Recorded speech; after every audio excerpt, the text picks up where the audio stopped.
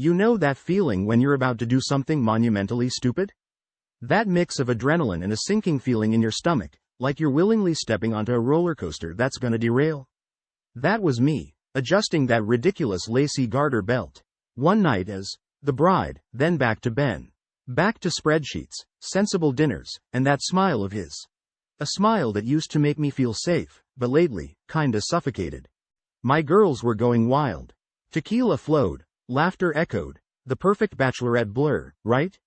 Only, I wasn't feeling it. Not truly. More like I was performing, carefree Emily, instead of actually being her. Maybe that's why my gaze snagged on him across that crowded, sweaty bar. Eyes like a shot of dark liquor, nothing like Ben's gentle brown. Cliché as hell, but damn, those eyes cut through the Bachelorette haze. His name was Alex, and let's cut the crap, the dude was smooth. Each drink he bought me, each whisper of, "A woman like you deserves more," chipped away at my resolve. He wasn't just flirting, he was flirting with the part of me that felt buried. Not just Ben's future wife, but Emily. Stupid, reckless, and maybe a bit desperate for something to make me feel truly alive again. The rest of the night is a jumble. More drinks. Friends' faces fading in and out. His hand on mine under the table, a spark that traveled way further than it should have. Some part of me screamed this was wrong. Another part screamed louder, wanting excitement, danger, anything other than the predictable path laid out before me. Cab ride was a blur, that stupid garter belt around my thigh feeling more like a noose. My apartment, the key turning. It felt less like a choice and more like a landslide. Yet, I let myself fall. Alex wasn't just cute, that's the thing. He had this intensity to him, the way his eyes seemed to cut through all the layers I'd built over the years. With Ben, I always felt known, but also a bit predictable to him. Alex, meanwhile, made me feel like a book he couldn't wait to crack open, a puzzle he was determined to solve. Should have set off alarm bells, but in that moment, when my skin practically buzzed where his arm grazed mine, it felt thrilling. My friends were lost in their own world. Giggles, shots, the usual Bachelorette chaos swirled around us like background noise. Usually, I'd be right there with them, matching their energy, being the picture-perfect bride-to-be. That night, though, they felt like distant figures in a movie I was watching. Alex's words, his touch, they held me captive. With Ben, everything was comfortable. We had our routines, our inside jokes, a life carefully planned out. It should have been enough. But as Alex's hand brushed my knee, tracing lazy circles over my skin, a traitorous thought whispered through the haze of tequila and flashing lights. Maybe comfortable wasn't the same as electrifying. "You deserve better," Alex murmured into my ear. It was the cheesiest line in the book, but with a shot of whiskey coursing through my veins and those smoldering eyes holding mine, it felt dangerous. And damn tempting. Another drink appeared in front of me, Alex's fingers now squeezing my thigh gently. The touch itself was almost innocent. Yet, it ignited something long dormant in me, a craving for the kind of spark Ben never offered. Ben was solid, a man who'd always be there, socks matching, dinner ready, that sweet kiss before bed. But was being someone's safe bet truly what I wanted? The thought terrified and thrilled me in equal measure. He didn't look at me like I was Ben's future wife, a walking checklist of adult success. Alex looked at me like I was Emily, a woman aching for a fire I didn't even realize had dwindled to embers.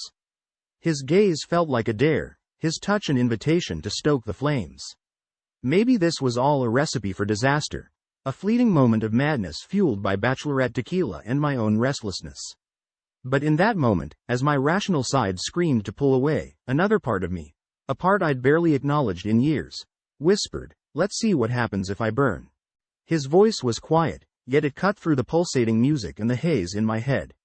Maybe it was the way his eyes held mine for a beat too long, the way his words sliced through my guilt.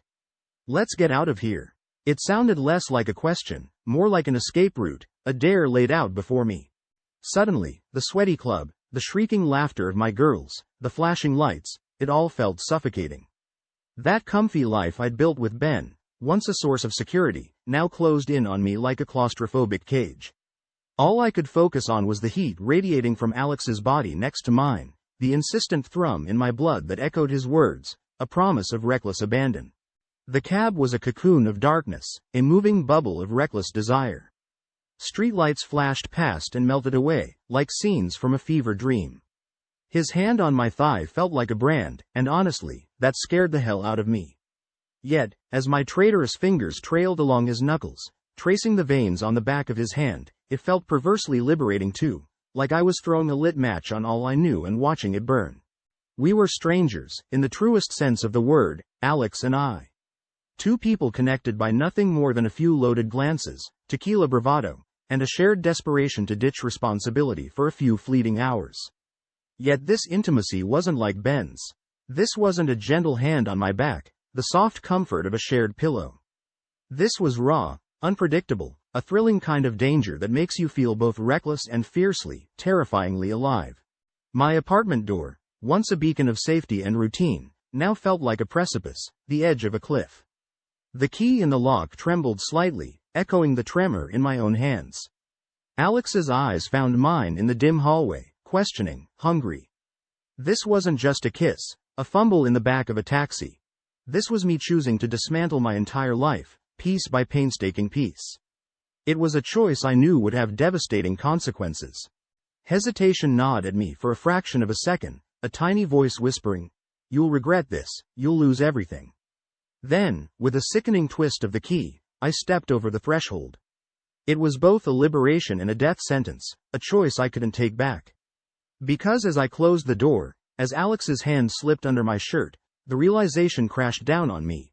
Everything I'd known, everything I held dear had just detonated. This wasn't a fling, it was an earthquake, leaving only rubble where my predictable life once stood. Waking up was a brutal slap across the face. Sunlight knifed through my heavy lids, each ray a stark reminder of the wreckage I'd created in the dark. Alex was already gone, a silent ghost slipping out of my life as easily as he entered it. Beside my rumpled sheets lay only a faint smell of his cologne, the crushing weight of my betrayal, and a gnawing question. If this grand passion was fleeting, what the hell had I done? A surge of panic clawed at my chest, but it was mixed with an even more unsettling sensation. Relief? A sliver of twisted satisfaction amidst the shame, like I'd finally broken free of a suffocating weight.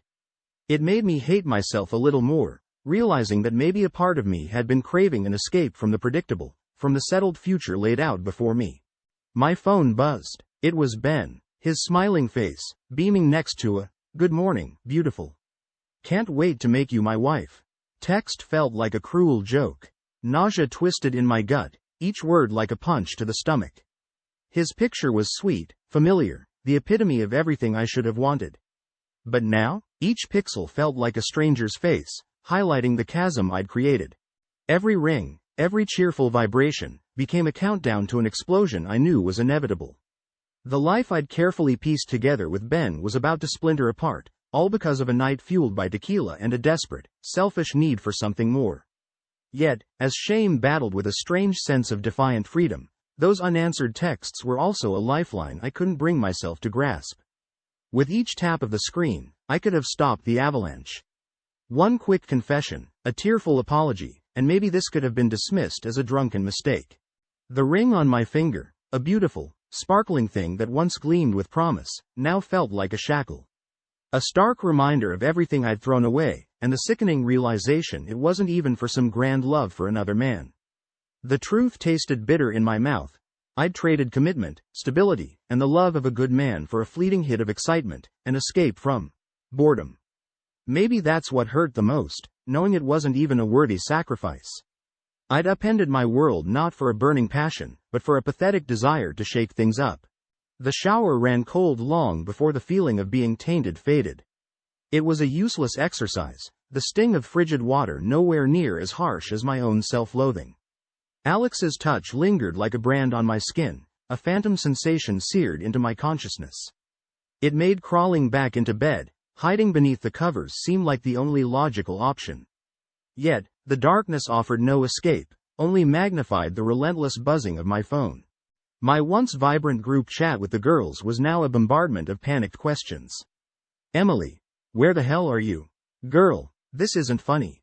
Ben is freaking out." Each text was laced with a growing mixture of worry and anger, and rightfully so. Lying felt infinitely easier than admitting I'd blown up my life in spectacular fashion, but those unanswered messages were an ugly reflection of the person I'd become. Even worse were Ben's messages. His initial confusion turned to rising panic, each unanswered voicemail twisting a knife deeper into my already shredded heart. It went beyond just ghosting him, it was a profound violation of his trust. The man who believed in me unconditionally, the one I'd promised to always be honest with. I was now actively deceiving him, every tick of the clock digging a deeper hole of dishonesty. With each passing hour, the chasm I'd created widened. The Emily he knew, the dependable and loving one, ceased to exist. I was a stranger now, both to him and myself. The shame was suffocating, a thick fog suffocating any remnants of my old life. The urge to disappear entirely, to curl up in a ball and wait for this nightmare to end was almost overwhelming. Yet, a twisted part of me clung to the silence. Each time my finger hovered over the call button, a fresh wave of terror washed over me. I couldn't face him, couldn't bear witness to Ben's world crumbling, all because of my selfishness.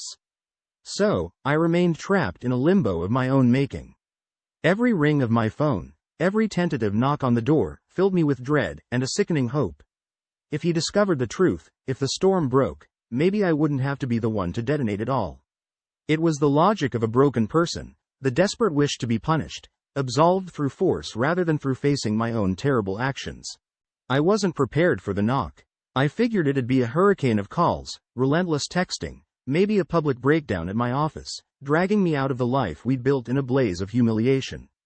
I never considered he'd show up at my door, the quiet sanctuary now transformed into a torture chamber of my own making. But with each desperate pound against the wood, I knew delaying the inevitable was over. This was the moment I'd simultaneously dreaded and prayed for, a horrifying crossroads where facing my actions would be both release and further ruin. His voice filtered through the door, choked and raw. "Emily, please open the door. Please." The tears that choked his words, the trembling in his voice, were more devastating than any screaming match. This was the sound of a man utterly blindsided by the woman he thought he knew inside out, his world reduced to rubble in an instant. It shattered the pathetic defenses I'd constructed, the lies dying before they could even take shape. Suddenly, pretending I'd been kidnapped or hit by a bus felt like a sick joke, an insult to his intelligence, his shattered heart. How could you? Just 3 words, yet they hit me with the force of a judge's gavel. It wasn't an accusation, but a plea for understanding from someone lost and broken. My stomach turned, a wave of nausea rising in sync with the realization that I had no answers, none that really mattered. That was the core of my shame. There was nothing tragic, no grand love story behind this betrayal. One night, a stupid desire to shake things up, a moment of reckless selfishness, and look what I'd become, architect of Ben's suffering. His sobs tore through me, each one a searing indictment. There was nothing more monstrous than inflicting this pain, this gut-wrenching destruction, on the man who loved me unconditionally. Those tortured sounds cut me deeper than any angry accusations. They were the unbearable echo of my own guilt. Any ounce of pathetic self-preservation crumbled to dust. At that moment I had only one desperate, futile desire. To erase the past, to take back the impulsive choices that had led me here, that had turned me into this woman, this stranger, he no longer even recognized. I'm so sorry. I finally choked out, but the apology felt empty, a pathetic plaster for a self-inflicted mortal wound. I wanted to explain, to beg for forgiveness I knew I didn't deserve, to claw back some semblance of his love. But how could I? Could I tell him I got bored? Craved a jolt of excitement? That I took his trust and torched it for a few hours of cheap thrills? He deserved so much more than this pathetic, broken version of the woman he thought he'd marry. It was a monstrous irony, realizing only in this moment of utter destruction the magnitude of the love I'd so heartlessly thrown away. The days blurred into weeks, each one a slow-motion car crash. The weight of my betrayal settled on me like a suffocating blanket. Sleep became an unattainable luxury, nights a battleground where memories of Ben's bewildered face, his choked sobs, replayed in a tortuous loop.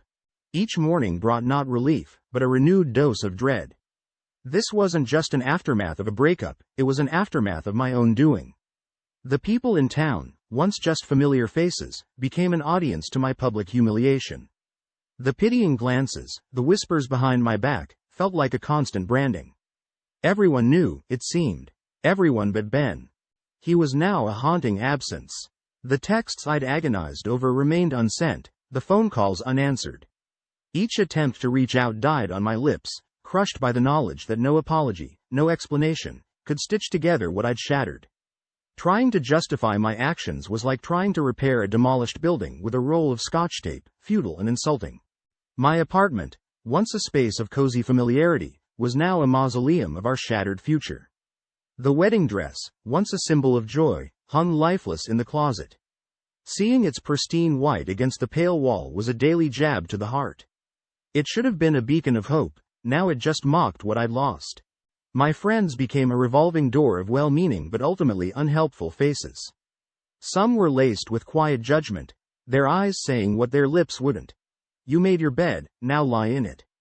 Others offered a pity that felt almost worse, a constant reminder that I was now the broken one, the one everyone whispered about.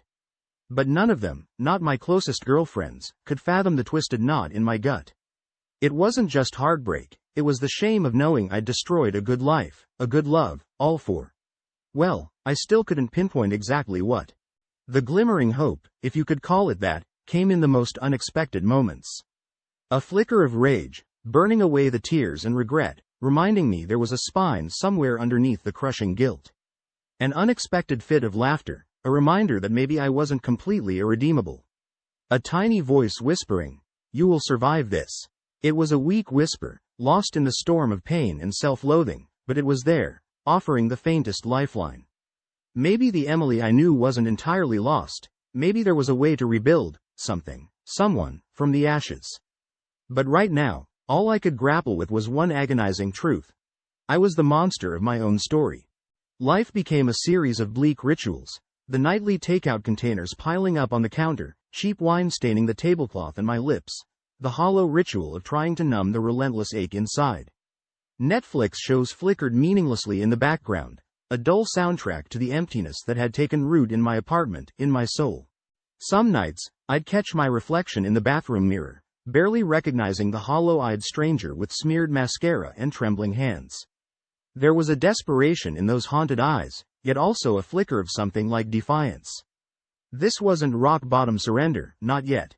It was a woman teetering on the edge of a chasm, terrified of the fall, yet aware that crawling back to safety might no longer be an option. In a desperate attempt for control, I signed up for a kickboxing class. The relentless ache of guilt needed a physical outlet, and punching a bag with bone-jarring force offered a kind of twisted relief. It wasn't healthy, wasn't healing, but it was something, replacing the tears with sweat and the sting in my heart with a burn in my muscles. Each jab was a silent scream, a futile attempt to externalize the destruction I'd inflicted upon myself. Then, like a beacon of blinding light amidst the fog, a job offer arrived. A new city, a fresh start, an escape route from the suffocating whispers and pitying glances. It should have felt like a lifeline, but the exhilaration was quickly crushed by a nauseating wave of cowardice. Running away wasn't a solution, merely a postponement of facing the wreckage I'd created. It was admitting utter defeat, proof that I couldn't even stand to be alone with the consequences of my actions. Therapy, the inevitable next step, offered little solace. Each session became a grueling excavation of my own flaws. Why did I crave chaos? Why did commitment feel like a trap? Why did I destroy something truly good, and possibly the last chance for real love I'd ever get? The therapist, patient and insightful, always led me to the same terrifying question. What did you truly want, Emily? I didn't have the answers. Not noble ones, anyways. Just the gnawing realization that happiness, as I'd pictured it, might have been a lie all along. Those perfect images of cozy evenings and shared dreams, once so comforting, now felt artificial, a mask for some deep discontent I'd never dared acknowledge. What did I want? The answer echoed in the empty silence of her office, in the hollowness of my own heart. Yet, within that terrifying void flickered a sliver of something. Not peace, not understanding, but a raw, untamed potential. Perhaps this destruction, my utter rock bottom, was also the starting point of something new, of finding a truth within myself that was as messy as it was